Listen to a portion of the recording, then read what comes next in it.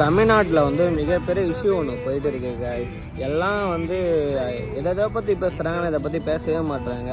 ஏதோ நம்மளால் முடிஞ்சது ஸ்கிப் பண்ணாமல் பாருங்கள். காவேரி தண்ணி வந்து தர மாட்டுறாங்க கர்நாடகா. இப்போ வந்து 3500 கன அடி தண்ணி தரணுன்ட்டு சட்டம் போட்டாங்க. 15 நாள் தொடர்ந்து தரணும் அப்படின்ட்டு. அதுக்கு அங்கே இருக்க விவசாயி, கர்நாடகா சைட்லாம் இருக்கிற விவசாயி என்ன சொல்கிறாங்க, எங்களுக்கே தண்ணி இல்லை, நாங்கள் தண்ணி தர மாட்டோம், ஒரு சொட்டு தண்ணி கூட தர மாட்டோம் அப்படின்ட்டு போராட்டம் நடந்துட்டு இருக்கு. என்ன கதை, என்ன ஒன்றும் புரியல. தண்ணி திறந்து விடுறதுக்கு உங்களுக்கு என்ன, உங்களுக்கு நம்ம என்ன பண்ணோம், ஒரு சட்டம் கொண்டு வந்துட்டார் விஜய். இப்போ கனிம வளங்கள் வந்து 3 மாதத்துக்கு வந்து எந்த ஒரு ஸ்டேட்டுக்கும் தரக்கூடாதுன்னு. ஓகே, குட்டு தான். ஆனால் அது பத்தாது, இதோட வெயிட்டாக செய்யணும். எதையுமே பண்ணக்கூடாது. நமக்கு என்னென்ன பெனிஃபிட்டு, ஏது பெனிஃபிட்டு எல்லாத்தையும் நம்மள்கிட்டே வச்சுக்கணும், அவங்களுக்கு கொடுக்கவே கூடாது.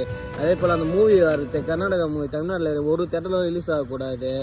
எல்லாமே பண்ணுங்கள், இன்ச்சு பை இன்ச்சு டாப்லேருந்து பாட்டம் வரையும் செய்யுங்க.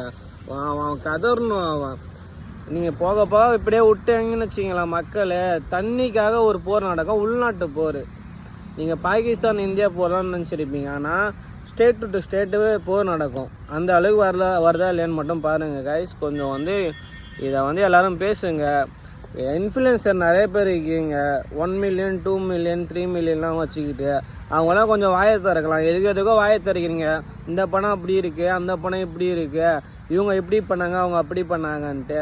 இதுக்கெல்லாம் வாயை திறந்து கொஞ்சம் எதாவது சொல்லுங்கள், சொல்லி எதாவது இது பண்ணுங்கள். மக்கள் எல்லாருமே வந்து ஒன்றா இருங்க. ஒன்றா இருந்தால் தான் நம்மளால் இதை வந்து சாதிக்க முடியும்.